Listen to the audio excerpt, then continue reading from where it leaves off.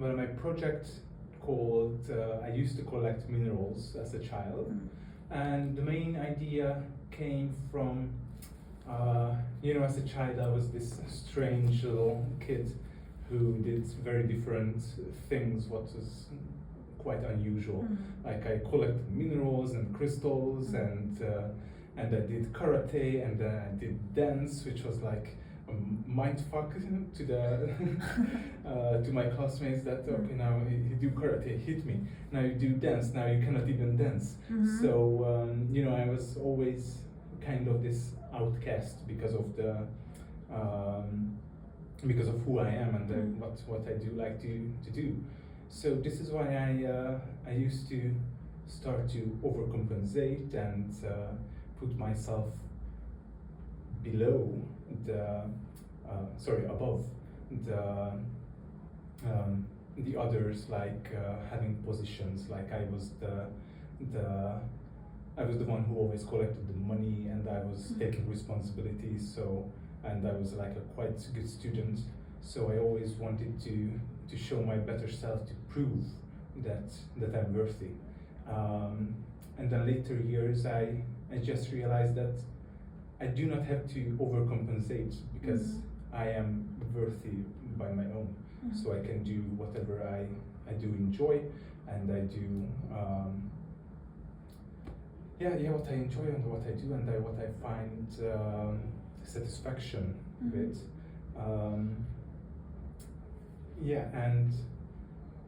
And also this was, I'm openly a gay man, and in Hungary the environment for LGBTQ plus persons are not very friendly, to say that, and this is they tried to repress me, because as I grew up, my mother always said that, I think she knew that I'm gay.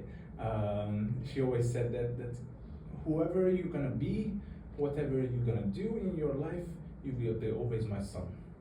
And back then I had no idea that she's referring to my gayness. Maybe she had no idea either that she was referring to my gayness, but she saw something is different there.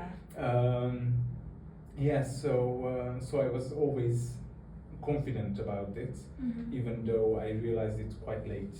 And I was like 19 when I started to realize that, I'm not liking girls, so let's have another chance.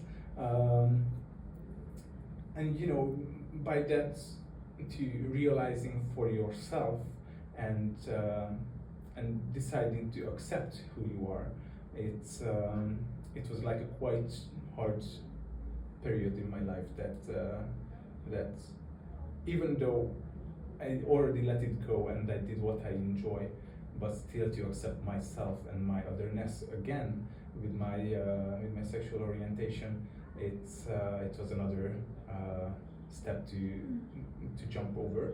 But I think it was successful. I mean, and I started to express myself as I wish. I am a cis homosexual male, so I am.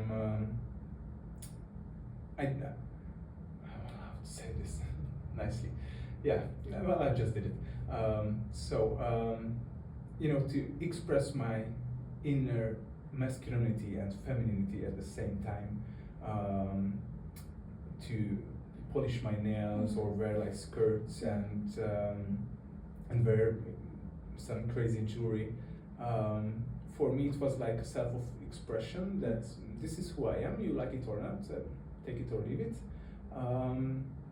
But as I started to show up like this, to have like look different, I faced this very strange eyes, for example, on the street. And I thought it's very specific in Hungary, that when I run around in my skirt or even my high heels, that that some people look strange, and I cannot decide what strange is that it is.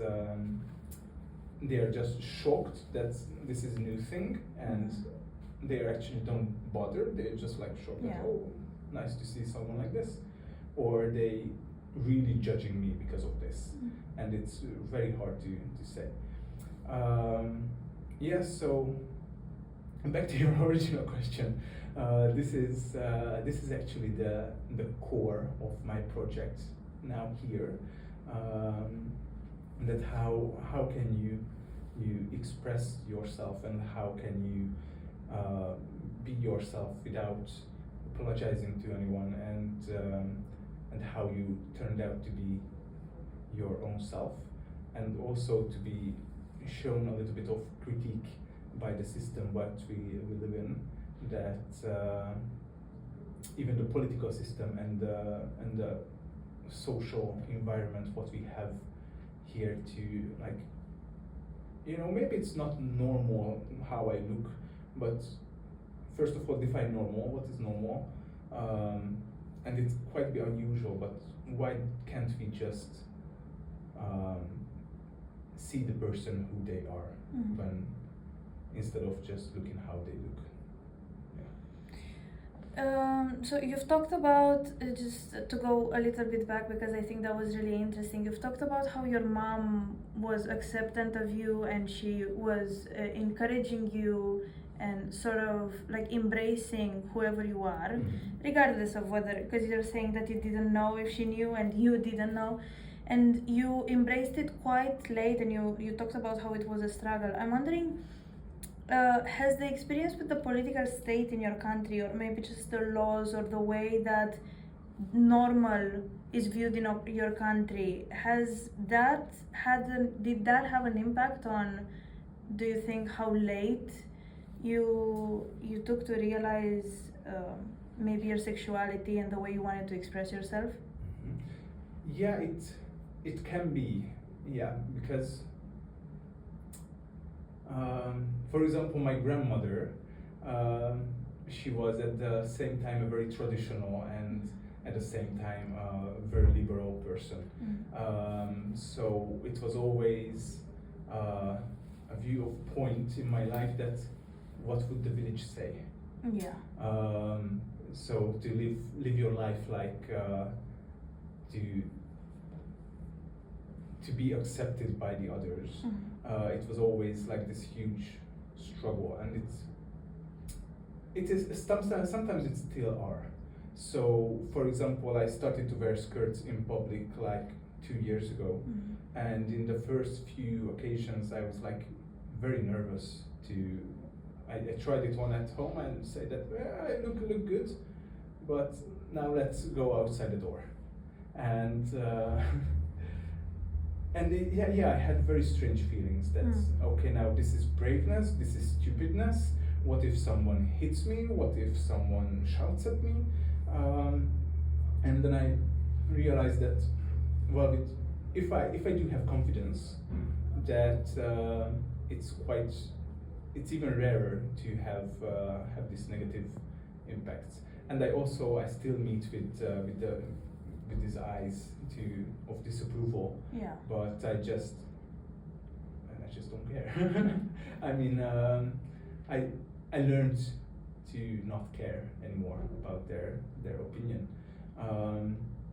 Of course, I still respect that, and I still listen to that if they talk to me nicely, with respect.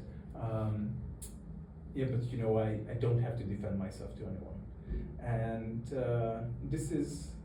I also like to make a little bit of controversy in my life. So, for example, only one hand is polished, and this is why it's like very confusing to people that they are looking to my nails, like I'm holding like this, and like sitting, and they were just like confused that why is only one hand, and they always ask, and I always reply that, oh, this is polished either, also just with transparent one. I mean, not now, but I did do that, and also with the mustache, because it is I don't know how, but it's quite traditional Hungarian, to have like this style of mustache. So my acceptance is better because of this, because it's confused, and they are confused that I have long hair, I have this mustache, I have only one hand polished, and maybe some skirts, maybe some heels, not heels on the street yet, because I still don't know how to run fast and in heels. So you know, as to protect myself, I first have to learn how to run in heels if I get in trouble to run away. It's a complicated skill. Yeah, it is. I mean, walking is like okay, but running is like another. I can barely level. walk. Yeah. Yeah. So having these small changes, which is different from the norm, is like very confusing people, and they have no idea what is going on, and they still cannot judge how they look, because once I've been to Portugal the first time, and we were sitting outside in a cafe, and I just saw a couple coming toward us, a gay couple, and they were holding hands, and I catched myself staring at them because they were holding hands, because you know, in Hungary it's like very rare to see homosexual or LGBTQ couple hold hands. And I was like just shocked that, oh my God, it's how wonderful is that they could hold hands here. Sorry, and so I realized later that maybe my face was like something like that, and I know that because they were looking at me like, what are you staring? They probably thought you were judging. Yeah, yeah. And so this is why I have this experience. I cannot judge the look and the gaze of the people, because I don't know what's happening inside of them. Yeah. It's a little bit interesting now that you've mentioned Portugal and going to Portugal and seeing how open-minded they are. And I'm wondering why you chose to come and do your performance here in The Hague. Maybe more specifically, why did you choose to do it at NGO Day? Well, it was quite a coincidence why I'm here, because NGO Day is partnered with Godot Institute of Contemporary Art of Budapest, where I actually work. I am the deputy leader there. I do not do artwork there, I do my normal job there. And they, NGO Day and Godot had this agreement to have the artist residency here, and it was a plan to send some artists, fine artists, and by any chance it happened that only I came. But I was really happy for this opportunity, because when I talked to Loretta about you know, the profile of the gallery and the work she does, apart what I didn't know yet, it was a very nice chance and opportunity for me to, you know, to express myself and this topic, which is very important to me, in like, again, in a bit critical way, and you know, it's quite safe. I'm very safe here, because you know, Hungarian government just, I can say whatever to them, they will not come after me now here, hopefully. Yeah, and also they are like very occupied now with the current elections, what we will have in just a bit more than a month. So so there's actually a very chance to change the government. We'll see. Just going back to that question a little bit, could you just tell me a bit more about your experience with your political state in Hungary and how that's affecting your day-to-day life choices? Yeah. Well, you know, the political system in Hungary, that we are having this one political party called Fidesz, and they have 2/3 in parliament, so they could change any rules, any regulations anytime they actually wish. And especially since COVID and since the war in Ukraine, there is always this this strange situation that they do not even have to go through with Parliament to accept the law, because what is the name for it? We have these special times that they can run through everything, because it's like it's dangerous times now, so they could do whatever basically. And you know, we have 3 types of laws. What I figured out through my research that restricts somehow LGBTQ people. The one is more in the human rights category.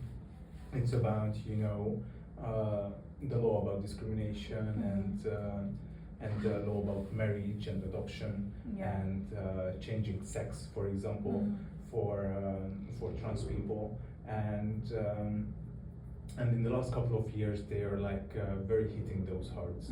So, for example, they had this section 33, which changed in the personal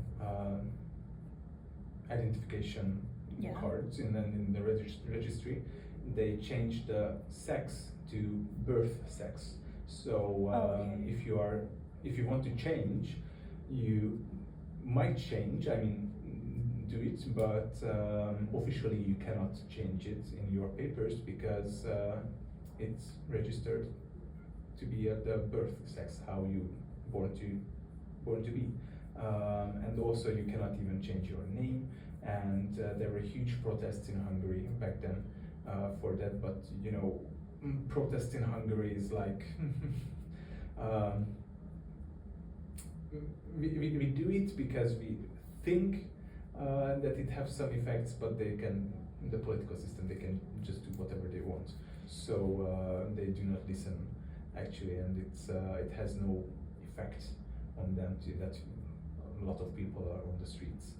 Luckily, these are yet peaceful protections, so there are no any harm there, because at least the sides of the protesters, they know how to behave and how the word works. And back to the laws, and there is this other second half of the second part of the laws are concerned, we call it the propaganda law, that it makes it shady with descriptions of homosexuality and pedophilia. They kind of like put it together in one law that all homosexuals are pedophiles also, and this is why we have to protect the children. Our government is very pro-family, pro-normal family. So, for example, like a rainbow family is not a family, because we have in our constitution that a human is either a male or a female, and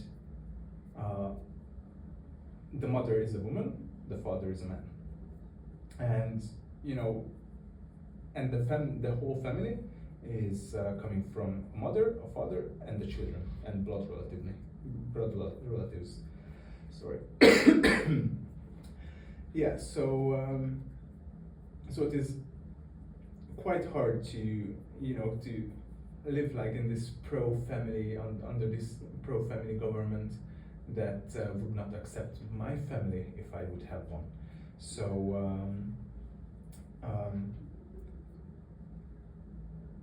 yeah, and that they go against us, that with this propaganda law, that they made it impossible to show any homosexual representation in, for example, in media, in bookstores. So if a book is having some homosexual content in it, you have to pack it so children cannot see it, what's in it, so they cannot open in the shop and meet with homosexuality. And also they kind of banned it from schools, so at least they can talk about it, but they cannot embrace it.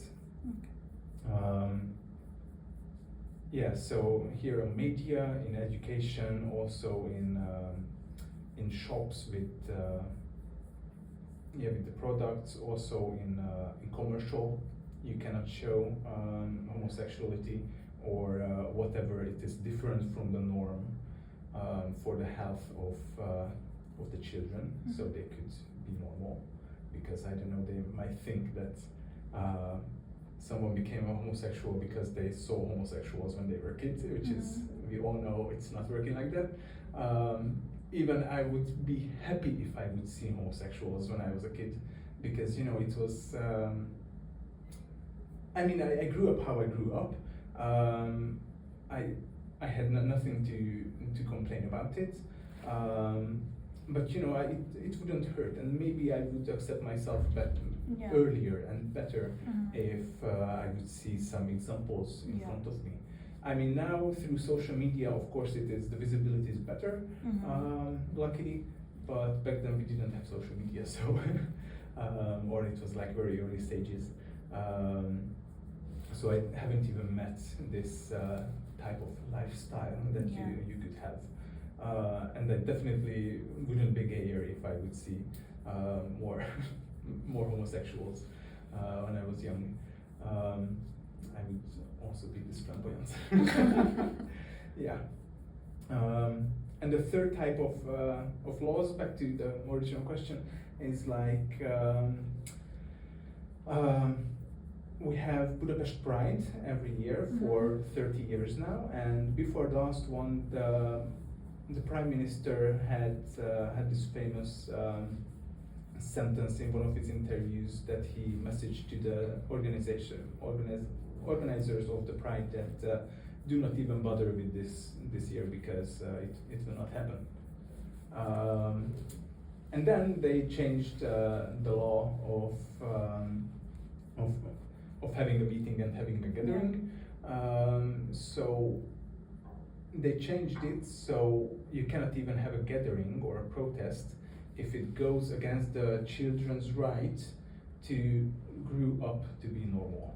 So if this protest is about homosexuality, you cannot have it because children on the streets, and you get fined if you organize it and if you are participating in it. So this why Budapest Pride was taken over by the government, the municipality of the city of Budapest, by the main mayor of Budapest, Gergő Karácsony, and so he made it like a municipal event. So this why it was not under the law of gathering. So this why we could have it, and it was huge. Even it was not even the LGBTQ and the allies. There were like a lot of other people who never been to Pride before, just to protest against the government, and it was like a huge event.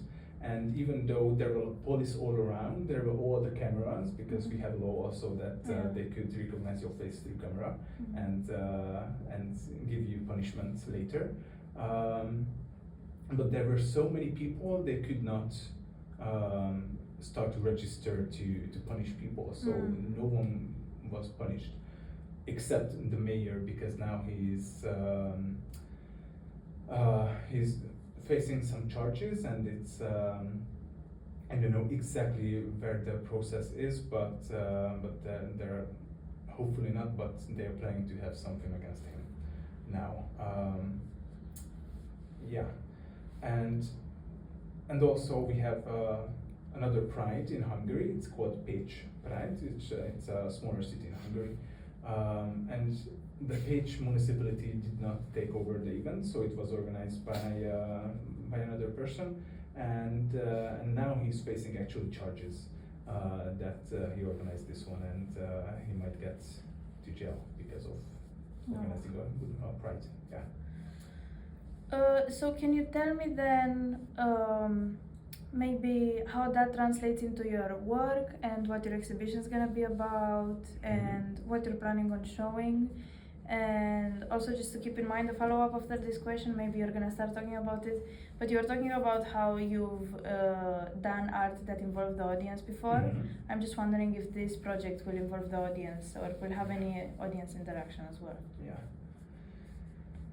Yeah, well, first of all, I have to say that I know I am very privileged, that the situation could be much worse.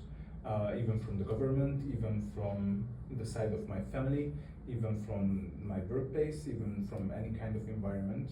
But I mostly meet with support, so these political changes do not change my life very effectively yet, because now I don't have a partner, for example, so I cannot get married to anyone now because I have no one right now. But one time if I would have a partner whom I like to marry, that I cannot even do it in Hungary. I could have like this registered partnership, which is similar to marriage but with less rights. All of this these situations are coming from the political background, and my own personal stories are will be shown in the exhibition and in the event. There are gonna be 3 main pieces. One piece is gonna be a paper installation where the Hungarian the anti-LGBTQ laws will be presented in Hungarian and in English. And some of my personal stories are gonna be added there. Connected to the laws or my situation in this kind of system, and and there's going to be a small piece dedicated to my grandmother, because we just lost her a bit more than 8 months ago, and as I mentioned, the Budapest Pride that we all, even my mother, my sister, who not lives in Hungary, came to Budapest. So next day we will participate in Budapest Pride, and my grandma died that night. So we couldn't even participate in Budapest Pride because with the first train we just went home and said goodbye to her. So for me personally, Budapest Pride will be always connected from now on with my grandmother, because of this this thing. So this way I will have a small piece for her also. And I also will have a wall tapestry, which is like this very traditional Hungarian thing from the folk, that they are hand embroidering these very witty and funny and very strange motifs of countryside living and love and cooking and whatever they found as an important message to have, like very crazy ones also, like what can I do instead of cooking for my husband when this fills me with enjoyment, with text like this. So I will make like a paraphrase of this wall tapestry, and I'm gonna be on it.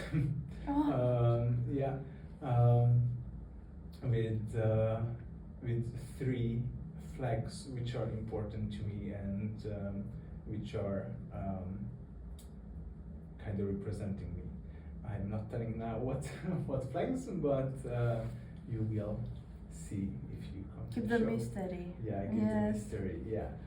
And the third piece gonna be my performance, which is gonna happen on Friday, on the 13th of March, from 7 p.m. to 11 p.m. And in every hour at 7 p.m., 8 p.m., 9 p.m., and 10 p.m. I'm gonna start a performance for like 20-25 minutes.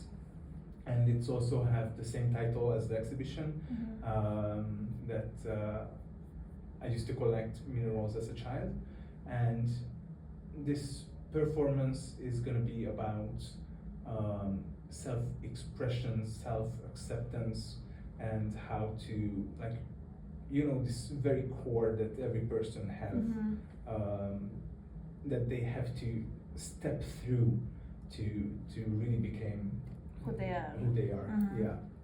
And I'm gonna have open studio in the following days, and I'm gonna work on the performance on those days. Okay. So this is like a really new thing. I have a lot of ideas now, but you know, I still don't know what What's what gonna it be? will be. Yeah. So it's like kind of movement research. So yeah, I'm quite excited about it. Yeah. And about the audience involvement or audience interaction? Yeah, so I mentioned with the performance, I still not sure yet to involve them during the performance, but in the breaks, what I'm gonna have during the two performances, there are gonna be some creative tasks, so they can express their own peculiarities and show their maybe their hidden self, or show their strangeness, their otherness, their uniqueness, and there are going to be different ways to them to express these. Yeah, so this is going to be like an involvement, and I plan to, of course, whatever they make there, they can take it with themselves, or they can leave it there. So maybe I could use those as inspirational material in one of my next projects. Yeah. So just before we finish this interview, I have one last question, because I think it would be nice to use also for yourself as a reflection after you finished your exhibition. I'm just wondering what maybe you hope stays with the audience after they view your performances and after they experience your work. What do you wish for their take back to be? I wish that they would accept and appreciate themselves better, and give some empowerment to them to really start to express themselves as they are, if they do not yet, and just to live their best life as they could, even in this very shitty environment and world what we have now, in these turbulent times. So yeah, this. Thank you so much for the interview today. Thank you I've very had much. a very nice time talking to you, and I can't wait to see your performances. And hopefully, you know, we will do you justice. You will like the audience, and you will like people who are coming to view your performance, and maybe you're gonna come back to The Hague to NGO Day to work with us again. Yeah. Thank you so much. Thank you very much.